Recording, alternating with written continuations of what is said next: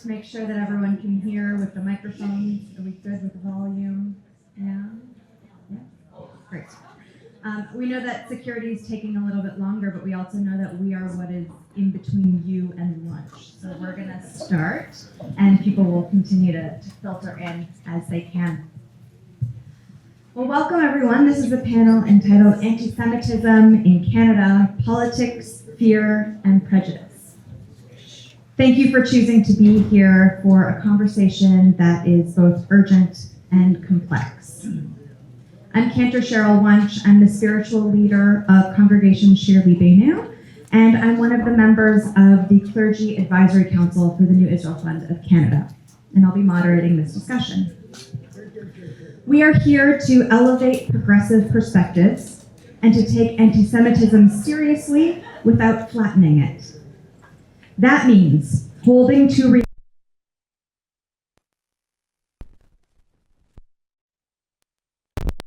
dangerous form of prejudice and the real need for nuance in how we talk about it.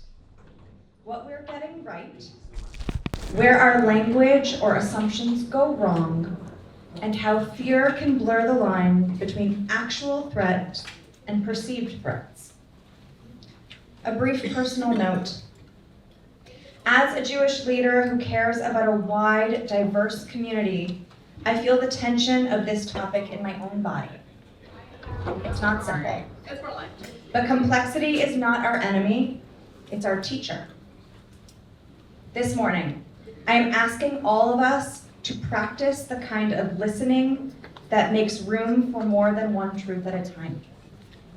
And I want to recognize the diversity of people gathered here.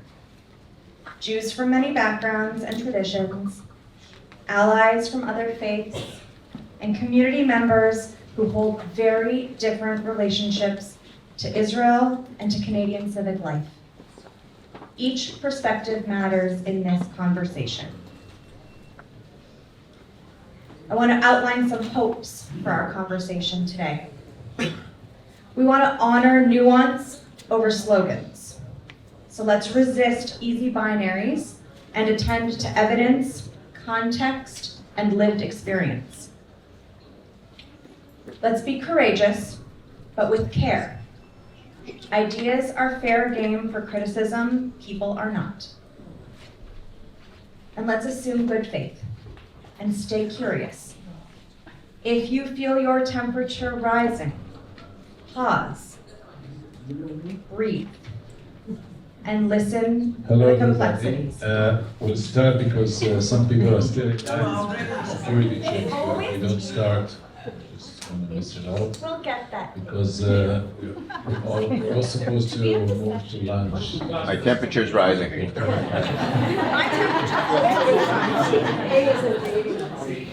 Well, We were saying that we were kind of sad that we were missing the other section.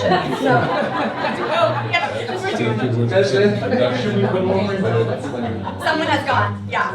Journalist of Haaretz for 36 years. Before that, we Anyone want to do a dance or like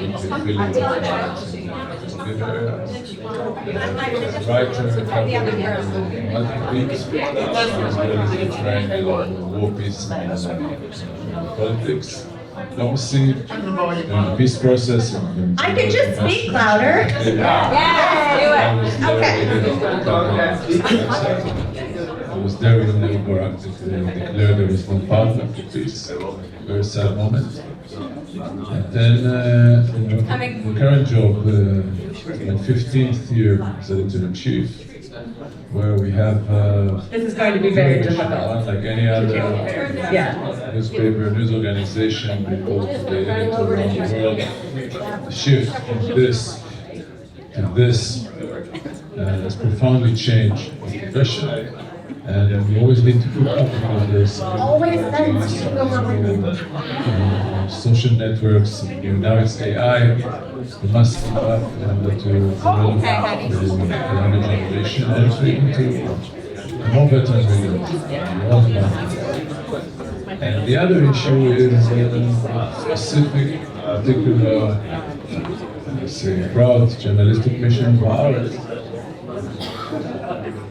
Okay, I think we're good. Thank you so much. Oh, now can you come to yours? Yeah, we're good. So we've talked about our hopes for this. Nope. It's okay. Okay, I can shout. Yeah, that's okay. Which is not great for accessibility, but until we get this resolved, I'll just shout. I think it's because we have to turn off the speakers so that we don't hear that. So we can try that. In any case. For the recordings. That's not one. No, they're just. Okay. We're gonna keep going If you until. need to hear, move up their spaces in the front. Yeah. Please, move up. So we were talking about our hopes for this conversation. Yes, there we go. The mics are on. The mics are working. Oh, fantastic. Are they? You can hear me? Yeah. Okay, great. That's fantastic. So what we're going to, I'm still going to shout because I can still hear the other room. What we're going to explore this morning, we're going to talk about what counts as anti-Semitism in Canadian civic life and culture, and how our definitions shape outcomes. We want to talk about where our discourse is working, successful responses, coalition building, education, and where it's failing. Overreach, vagueness, or weaponized language that shuts conversations down. We want to explore how the public conversation has shifted, what has changed in tone, policy, and in daily life, and how we responsibly distinguish real danger from ambient anxiety. My role is to keep us grounded, brave, and respectful, and to make space for disagreement without dehumanization. Your role is to listen with openness, hold your own convictions lightly enough to learn, and help us build a conversation worthy of the stakes. So with that, it is my absolute pleasure to introduce you to our wonderful panelists this morning. Shlomit Broder. Shlomit is the CEO of Digital Public Square, a Toronto-based not-for-profit on a mission to rethink and redesign the way technology is used to support communities worldwide. With over 2 decades of experience leading large-scale digital initiatives across both the corporate and nonprofit sectors, she combines expertise in digital technology with a strong commitment to social impact. Shlomit is a passionate advocate for addressing global human rights challenges, a natural bridge builder. She views every day as an opportunity to learn from the diverse perspectives of those around her. Leora Schaefer. Leora is the Executive Director of Facing History and Ourselves Canada. She has worked in the field of education for over 25 years. With a Bachelor of Education from the University of Winnipeg, Leora was a classroom teacher at the start of her career. Leora is driven by the goal that every student across the country will have classroom experiences that inspire them to learn from the lessons of history so that they feel empowered to stand up against bigotry and hate. And Ella Messler. Ella is the Program Associate for the Nexus Project, an American organization committed to combating anti-Semitism, upholding democracy, and protecting free speech. She recently graduated from Brandeis University with a BA in History and Politics. Congratulations. And during her time in college, worked with Jewish on Campus, a student-powered advocacy organization amplifying the voices of Jewish students and combating campus anti-Semitism. She is dedicated to ensuring Jews have a place in progressive spaces and believes a strong, healthy democracy is essential to their safety and flourishing. Welcome, all of you. I'd like to invite each of you to take a few moments and share a little bit more deeply about the work that you do, about yourselves, about what drew you to this work, where your passions lie. Ella, let's begin with you.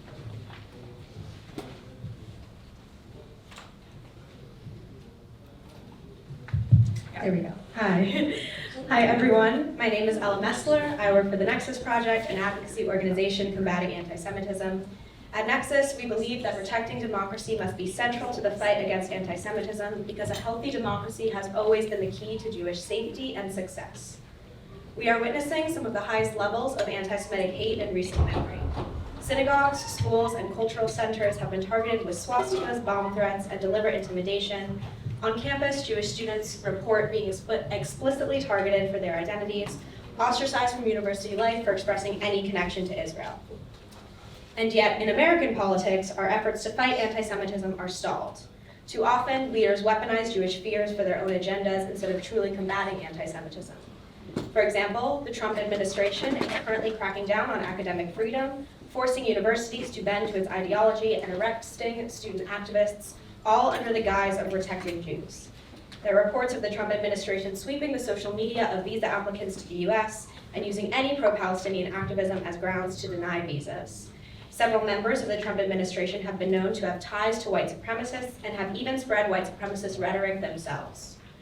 To contrast the above, in 2023, the Biden administration released the National Strategy to Combat Anti-Semitism, which calls on executive agencies, Congress, and public society to band together to address anti-Semitism, drawing from the perspectives of hundreds of Jewish institutions and leaders.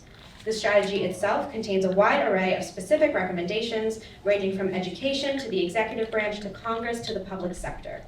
The national strategy is a representation of by far the most ambitious and proactive US government effort to counter anti-Semitism in American history. However, the national strategy is no longer our guide to combating anti-Semitism. Instead, the current administration has adopted Project Esther, a Heritage Foundation plan from the same far-right think tank behind Project 2025. Project Esther's only goal is the creation of a legal framework that criminalizes legitimate criticism of the Israeli government and any solidarity with Palestinians, weaponizing Jewish fears as a pretext to dismantle our democratic institutions. And note here that I haven't even covered every single other action the Trump administration has taken that ultimately erodes American democracy. The executive orders, the dissolution of DEI in federal offices, attacks on the Department of Education, and on and on and on. That's why today, we must recommit ourselves to democratic values. Civil liberties, equal protection, free speech, and open dialogue protect not just Jews, but all minorities. Undermining these values in the name of Jewish safety leaves everyone, including Jews, less safe. That's where the Nexus Project comes in. Our advocacy is grounded in the scholarship of the Nexus Task Force, experts in anti-Semitism, Jewish history, and the Israel-Palestine conflict. This gives our work a uniquely analytical and academic focus, grounding it in the reality of where the Jewish community is now and how we got here. Alongside the task force, we've developed resources like the Nexus document, which includes the Nexus definition of anti-Semitism, a campus guide, which helps determine when and where common speech we're seeing on campus can cross the line into anti-Semitism, and a strategy for combating anti-Semitism during the Trump era.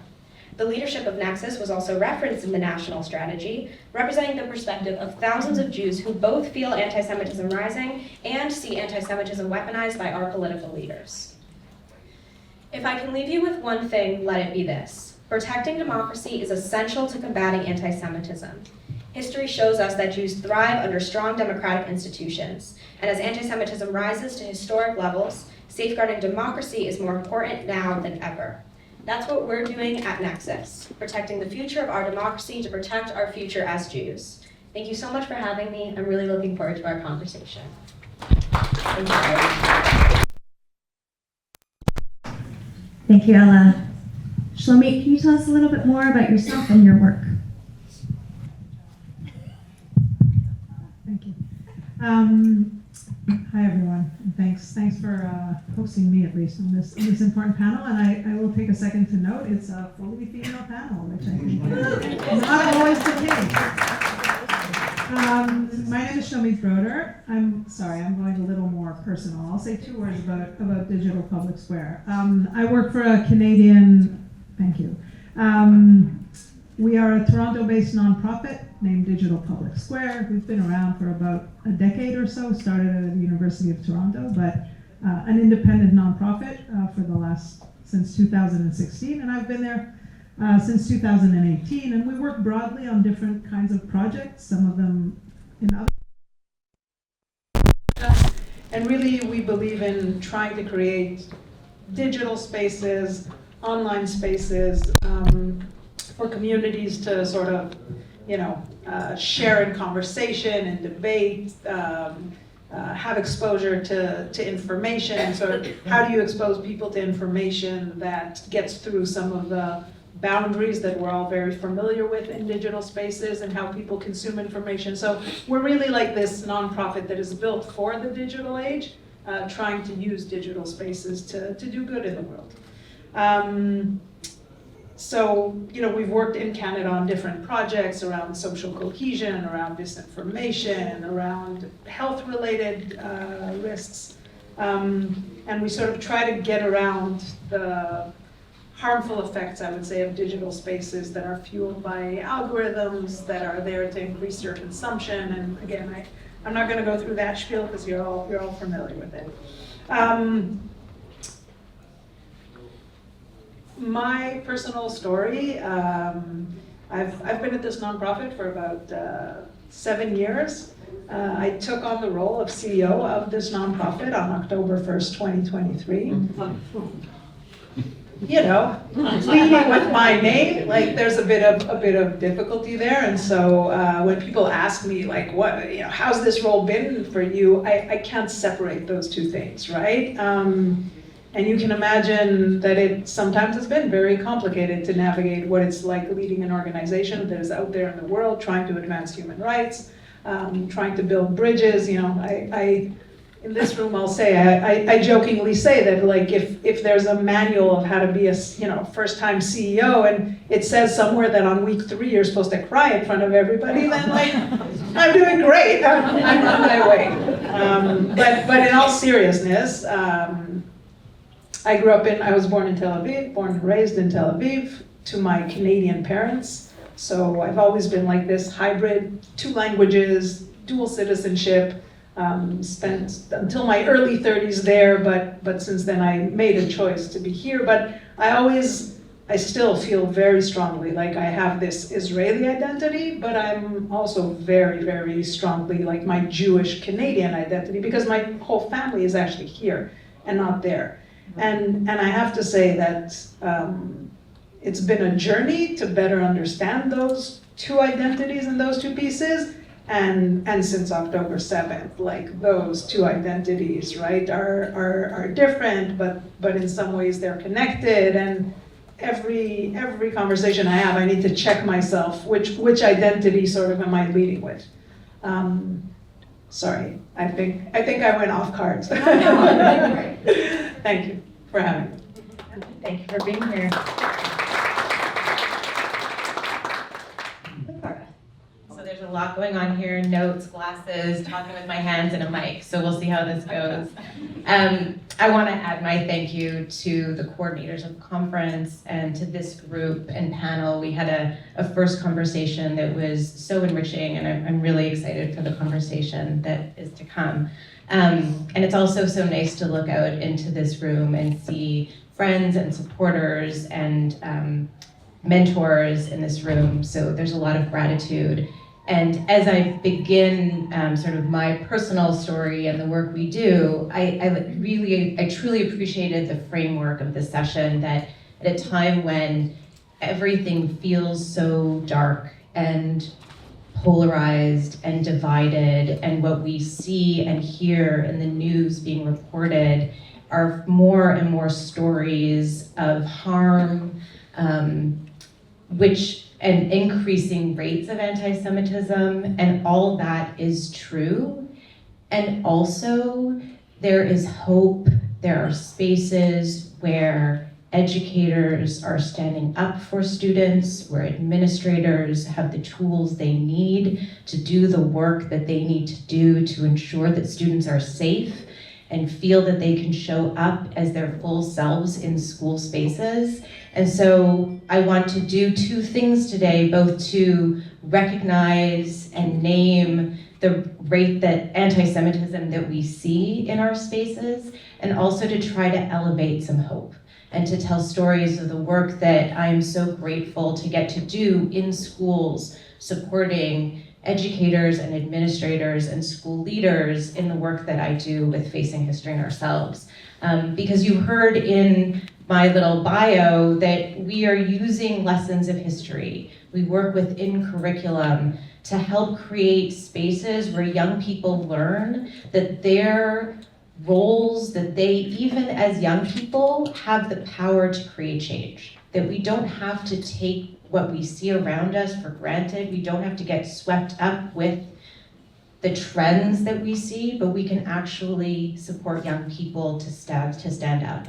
Our tagline, I think, is even better than our mission statement. It's people make choices, choices make history.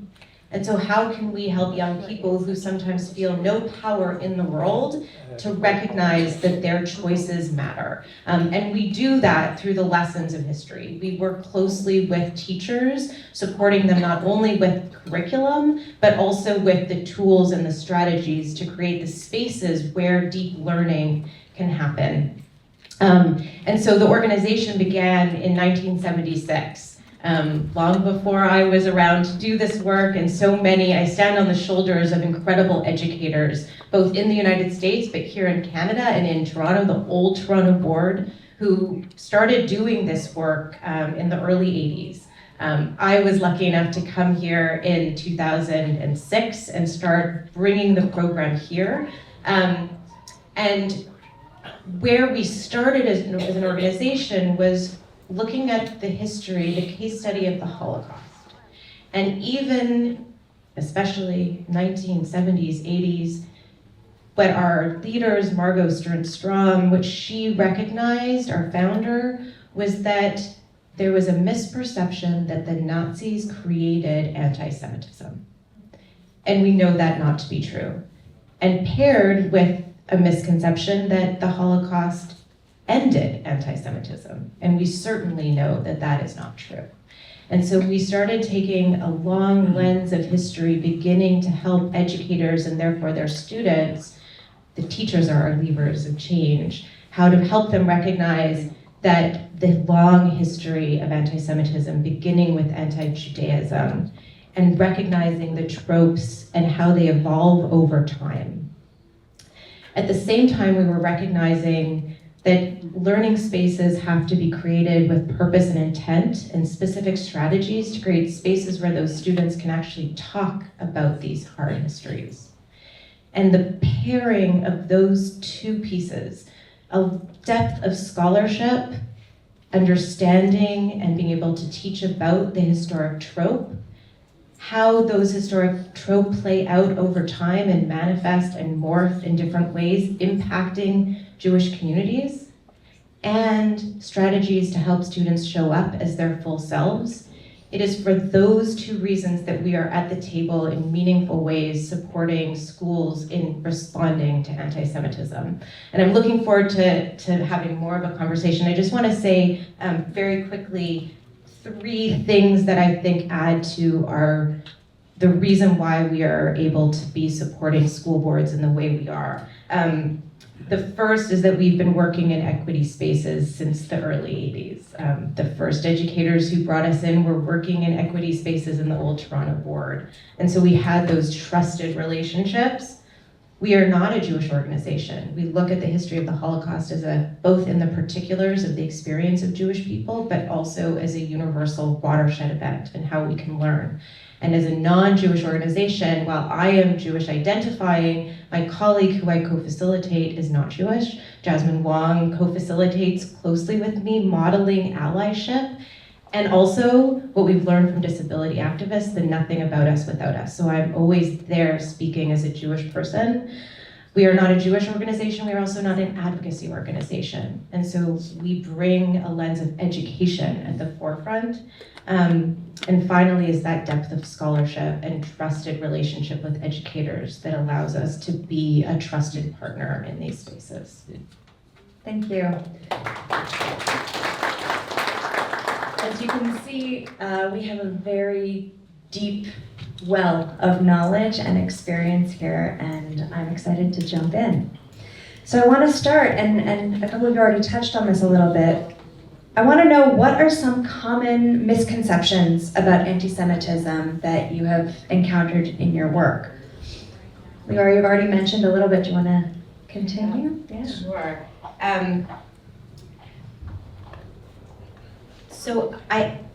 We've been doing this work in schools for a long time, before October 7th. We were supporting TDSB and other school systems in providing professional learning opportunities for their teachers. And I truly would have said and really believed that educators would see something, administrators would see something, and they would turn a blind eye. They would make a choice to not support that family or that child. And if it wasn't a swastika or a Heil Hitler, which is hard to say isn't anti-Semitic, they would turn a blind eye. And in doing this work since October 7th, we have been on the ground supporting schools, coming in where there are incidents, but also proactively helping school systems create spaces where educators recognize. The recognizing is the thing. So my misconception, my misunderstanding was that really educators and superintendents, they were just turning a blind eye. I actually think that they're not seeing it. So a young person or a family would say, this is anti-Semitic, and they just don't see it. And what we're hearing from teachers on the ground is things like, I thought, we'll go in and we take exit cards and surveys afterwards. I thought that I was fighting something that started on October 7th. And now I understand that this is a much longer history. So for people in this room, that might be shocking to think, but that's the reality of what people know. And even if there is that's an extreme, but even if there is a sense that anti-Semitism, obviously there's a long history, but if you don't know the tropes, if you can't see the tropes, you can't recognize it, you can't combat it, you can't respond to it. So that's, I think, one really important thing. I also think that it is, I think that there's sort of popular feeling that it's easy to be a teacher. I don't know, and I hear this from people who I'm working with, oh, summer's off, and isn't this so great? It is so hard, and it is becoming harder and harder. So when we have a situation where teachers feel so nervous to do things, I just really think that the support that teachers need, so that misperception, while it's not specifically about anti-Semitism, those two pieces really, teachers need support, they need to be able to recognize, because I really have to say, no teacher, teachers do not wake up in the morning and say, I'm gonna go cause harm today. They're not. They're really not. The vast majority of teachers are not. But they're not recognizing at times the impact of their actions, and they're not seeing what the students and what the families are seeing. So that's a piece that I wanted to bring up. That's important to understand that educators need educating. Absolutely. Right? And we can't expect people who haven't necessarily had the lived experience to know what it is to even look for. So thank you for bringing that up. Keep going. I'll say, so the reason I'm on this panel is because for the last almost 2 years, Digital Public Square has been working on a project that looks at hate towards Jews in Canada, hate towards Muslims in Canada, and more recently sort of focuses much more on polarization. Excuse me. And I spend a lot of time thinking about misconceptions, right? And to Leora's point, if you don't know, how do you interpret a situation if you don't know? Or equally, how do you interpret a situation if you're hypersensitive, right? And if you think about the idea of what is a misconception, right? There's an assumption there. Sorry, I'm gonna also take on and put off. There's an assumption there that a misconception is an idea that you form that is based on something that is faulty or wrong, right? And I think that when we're talking about something so sensitive like how a Jewish person understands or any person, right? But specifically now we're talking about a Jewish person understands hate or their perception of risk. It is like based on such a complex set of factors, right? That go, I can speak for myself, like when I see something and I'm like, is that okay? Is that not okay? And I start interrogating it, right? And trying to understand it. And it's based on my like intergenerational trauma. My mother is a Holocaust survivor. That weighs a lot sort of in my family history. It's based on how I was raised. Again, specifically for me in Israel and not in Canada. That creates a difference for me. It's based on, your personal experiences. And so I think that this idea that sometimes people have that like there's a misconception and that you can just anchor in like truth or in something accurate, to me that's almost useless, right? And so we spend our time sort of trying to figure out what are those things though, what are those forces that influence how a person interprets a situation, and how can we try to balance those out, whether it's educating people so they're more educated to understand, or whether it's some form of, increasing some critical, like the capacity for some thinking that actually will bring the temperature down. I would say that, again, in this space of the polarized environment that we're living in, and I want to say again, that's not entirely anti-Semitism, but there's a relationship there, right? The environment that we're seeing around us is how we see it and how we interpret it is likely causing us to react in a certain way and to interpret certain situations that would likely fall in or out of what every person considers anti-Semitism, right? And that line is not the same. I'm sure that line is not the same for me, for Leora, for Ella, for most people in the crowd. Like it's a very personal line. And so I take great care, I really do, whenever I see something, to really interrogate it and to interrogate like what that is and also what makes me react in a certain way that I'm reacting. And honestly, like that's not great to sort of that you have to do it. And sometimes sometimes it makes me mad even that you have to do it. But the truth is, again, anti-Semitism is very real. Don't get me wrong, right? But I think our perceptions are somewhere in there. I can say from our line of work, I would contend that there was maybe a bit of an inflated sense of safety that the Jewish community had before October 7th. Because the truth is that if you look at hate crime data, it's been going up since, there are many experts in the crowd, one of them is right there, but from before October 7th, for sure, right? I think from 2020, there's been an increase, right? But and so is that sense that we had before because we weren't worried about it informing how we feel now? For sure it is, but also does that matter? Because Jewish people feel the way they feel and their sense of safety has been shattered, and that's what we have to deal with now. And so bringing all this back, I just want to say the idea of a misconception is in itself maybe not the right thing, because at the end of the day I feel the way I feel and I perceive the risk the way I perceive it.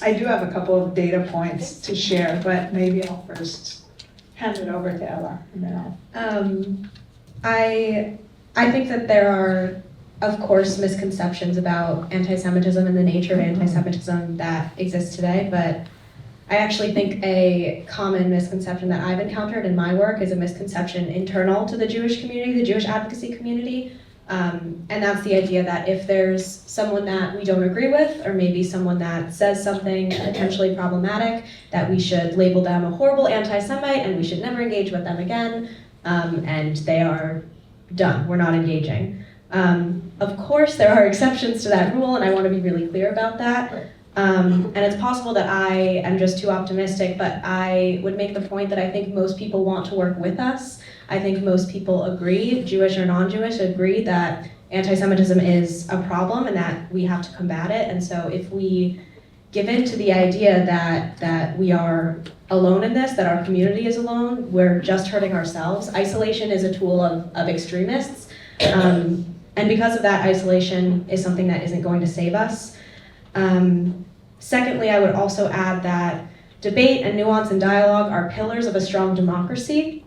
And so, again, like I said before, there are certainly exceptions to the rule that I just named, but at the same time, in order to preserve our safety as Jews and the safety of the world around us, we have to be able to preserve our ability to engage in real nuanced dialogue about anti-Semitism, about the war, about the conflict, because that's something that at the end of the day is going to protect democracy and keep Jews safe.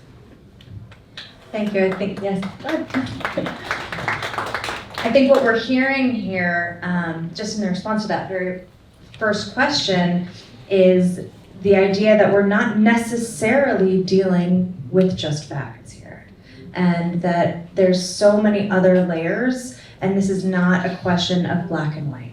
And we have to remain open to all of the different shades that are going on here, what's happening inside of us, our guts and our reactions, and what our brains know, and what the way we interact with each other. So on that level, I want to talk a little bit about how anti-Semitism is being discussed in public discourse. And Shlomit, I want to start with you, because I think there's a lot that we're hearing in media, what we're hearing in online discourse, versus what we're seeing on the ground. And maybe they're the same and maybe they're not. That's why you're here as the expert. So, not specifically a pointed question, but an open invitation for a conversation about how is anti-Semitism being discussed, and what are our ways of engaging with that discourse? I'll just pick up and I'll connect the previous and this one, just going back to how we see the environment, because I think this is fueled by it. Again, I spend a lot of time studying sort of social media and the impacts of the digital world, right? And if you think of the world I used to live in, when I was younger, I was very much exposed to and aware of sort of what happens in the world around me, but really in my neighborhood, my friends, my different circles, work. And of course, there was things that came mediated through formal media, right? But the truth is, you most of the time lived your life and you weren't exposed to really crazy things in your environment. And then the world changed on us, right? And now I can get so worked up and consumed by something that some person who lives miles away from me, thousands of miles away from me, said about something because a friend of mine who's obsessed with those ideas sent it to me and thinks it's really important for me to look at it. And now I'm freaked out, and it's almost like comical, but the truth is, think about it. You're constantly exposed to these things that are happening I don't know that our mental capacity or emotional capacity was ever built for that, for like the full world, full on, all the time, right? And so on one hand you could say, oh, it's important to know what's out there, to be vigilant, but on the other hand, is that informing how I am now interpreting the environment around me and sort of my tolerance for risk? You can be sure it is. We, as part of our work, just completed a national survey about polarization in Canada about the issue of Israel-Gaza. And there's some fascinating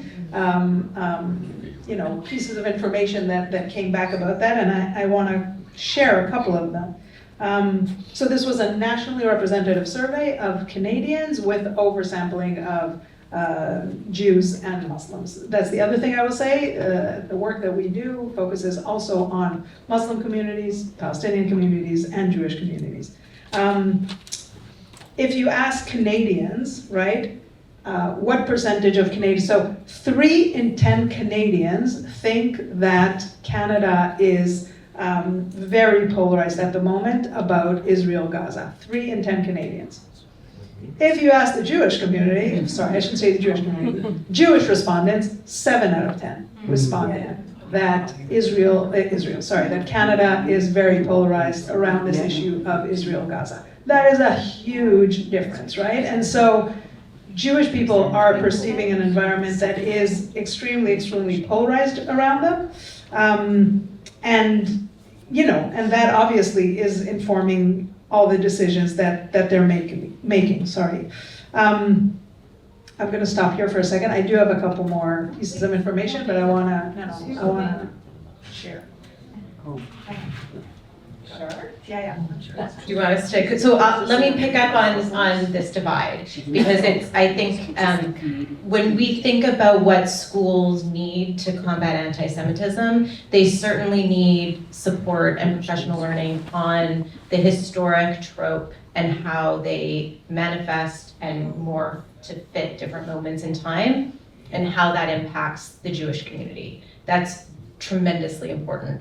But in our work, we've learned that there are 3 additional learnings that are critical. One is around who Jewish people are and the intersectionality and the diversity of the Jewish community. That's really important. It's important to find places in the curriculum to infuse Jewish joy and stories of resilience rather than stories purely of Holocaust and trauma and perpetuation of violence.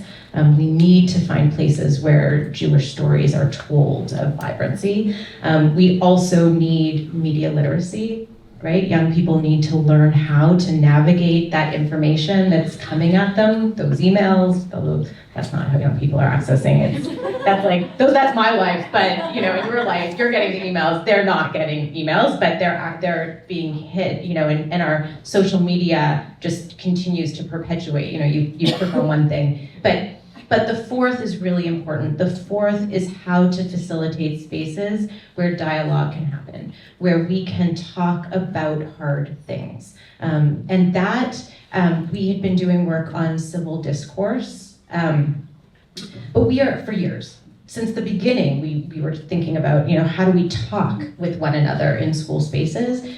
As our world becomes further and further divided, further and further polarized, actually, and post October 7th, all those tools we had were not holding our spaces.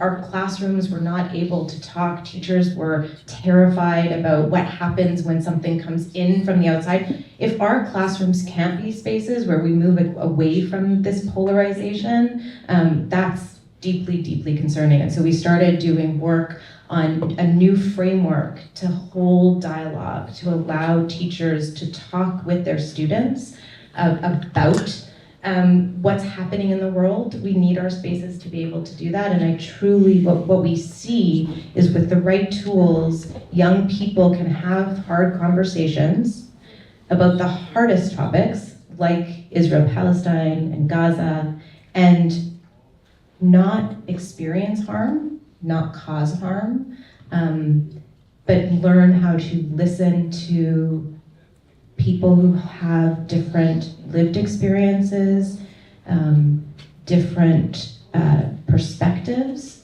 and that is incredibly important when we see data, and more data that you're going to be sharing, but the data that shows how we are seeing the world differently, how we continue to live in these echo chambers.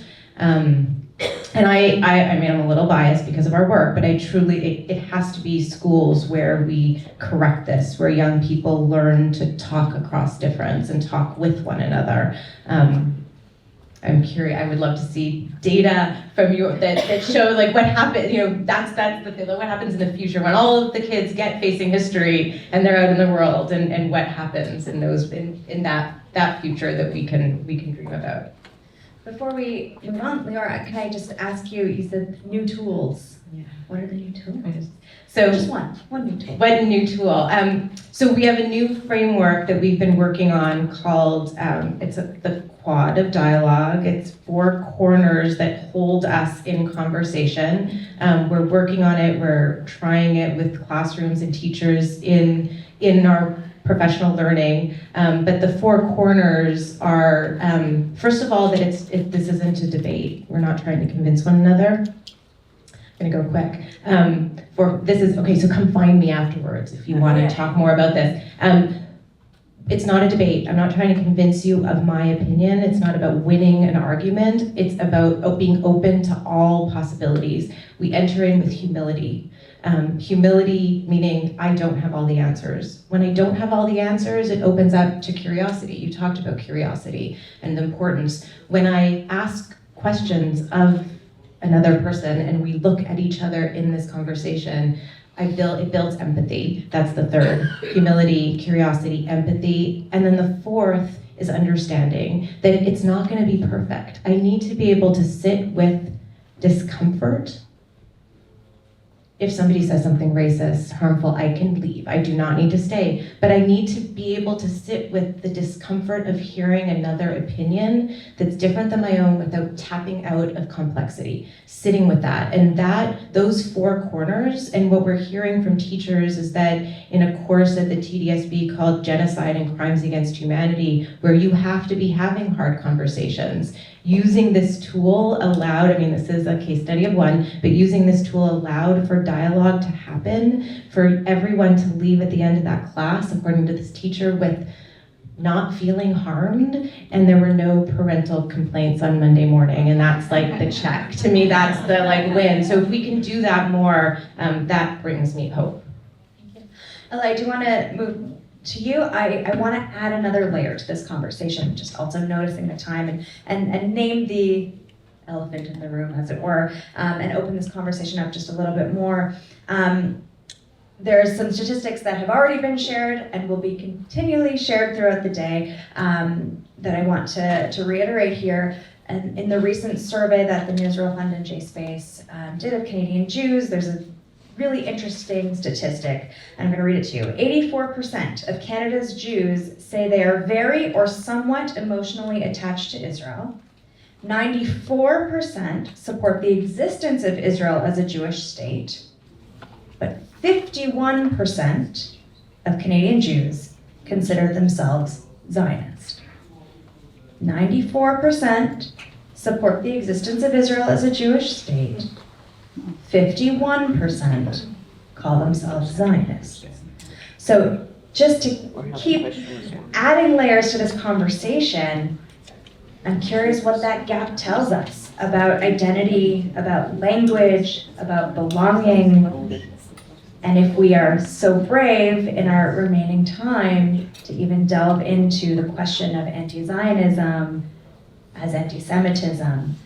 And I want to open that up. Ella, I think you're the right person for this. So I feel very brave opening this up. I think the first thing that the gap in that data shows us is that there are many, many different ways to define Zionism. So to give a personal example, I am someone who was raised within Jewish institutions. I went to a Jewish day school in America. I went to Jewish summer camp. I belonged to a synagogue growing up. And so because of that, I have a personal definition of what Zionism means to me. But that being said, everyone in this room has a personal definition of Zionism and what Zionism means to them. And so, I mean, to draw a pretty direct comparison, I'm going to have a vastly different definition of Zionism than, say, a Palestinian who was born and is currently living in the West Bank.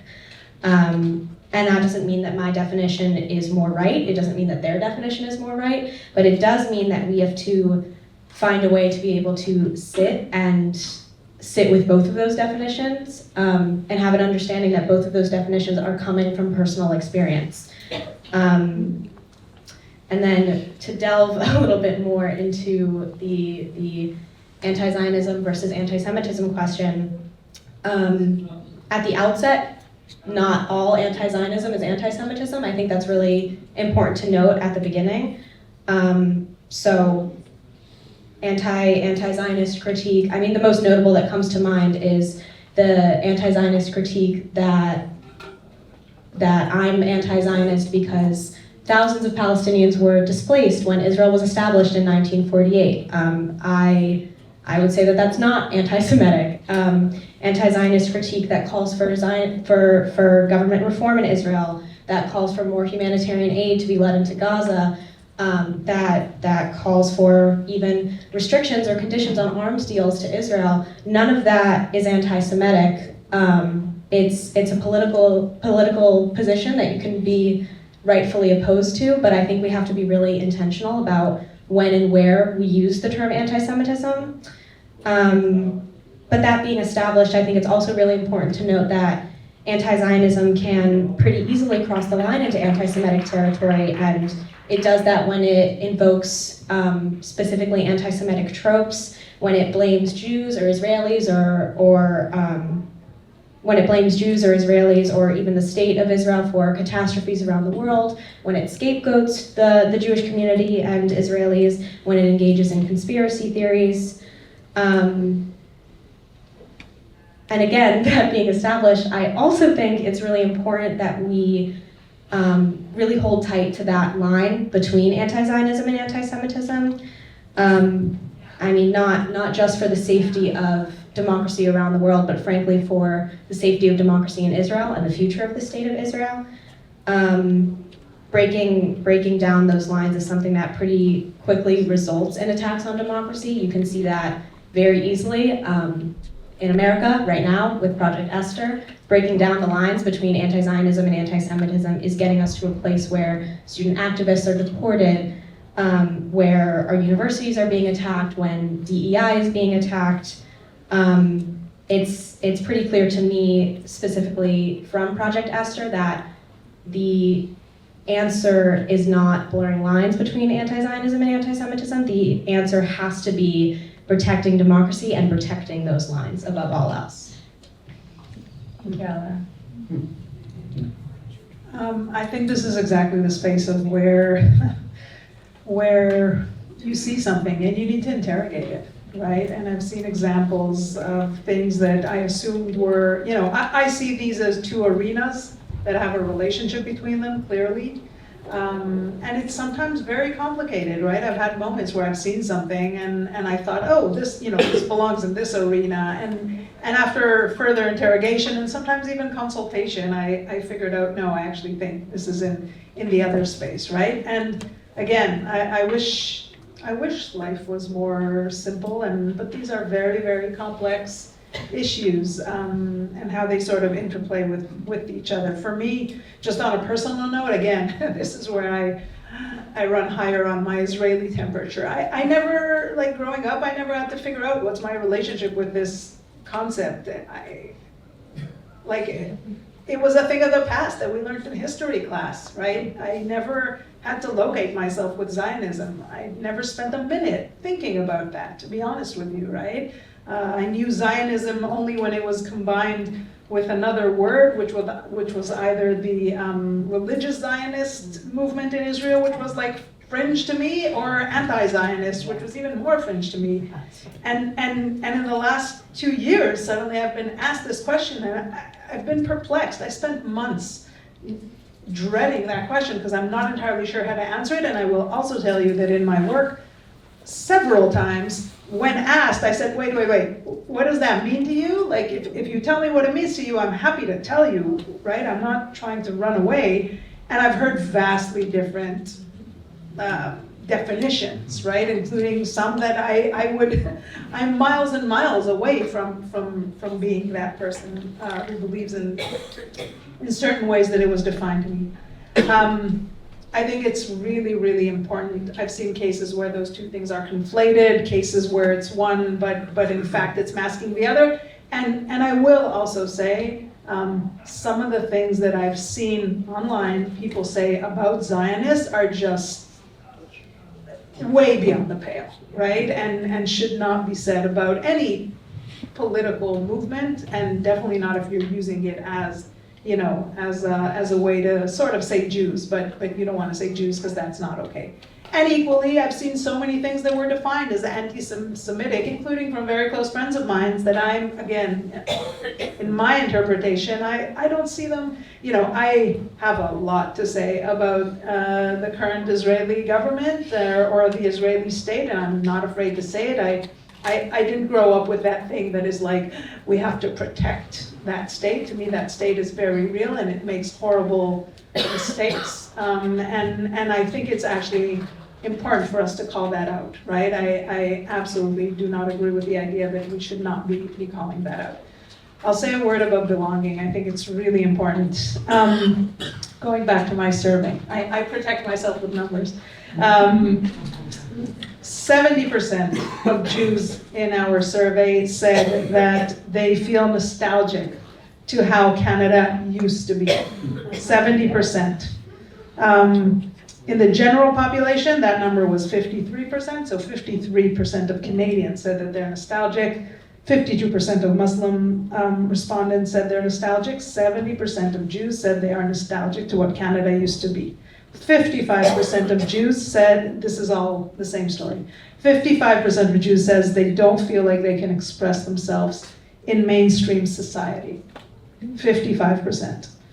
General population, 43% of Canadians, 40% of Muslims said that.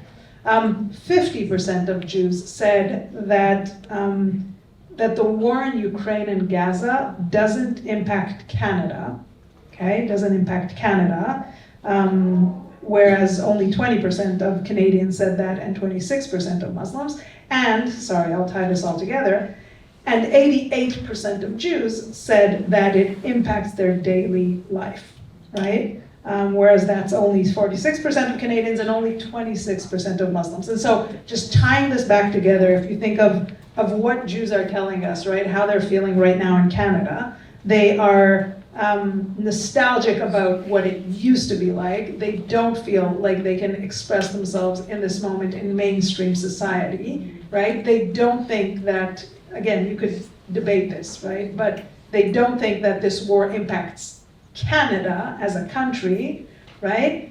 And they are highly affected by it in their daily life, right? And so I just think that this, at the moment, again, you could, surveys are interesting and data is data, and then there's also sometimes framing of data, right? So like, you can't take it as exactly for truth, but I do think this tells a story of how people are feeling. I think Jewish people are feeling, I mean, we know this, very, very unsettled in Canada, and their sense of belonging has been highly, highly impacted. And we have to figure out how to make them feel better and not do that at the expense of other communities. Thank you. We are in our final 2 minutes. So I know this time goes very quickly. So Leora, I want to turn to you a little bit for this conversation and for our final statements, and we'll sort of do that all in one. And then we have been talking a little bit about helping educators understand that line between anti-Semitism, anti-Zionism, but I'm going to let you. Yeah. Okay, here we go. Fix it all for And us. I'm going to take this so you can actually hear me. Belonging. I'm going to pick up on belonging. That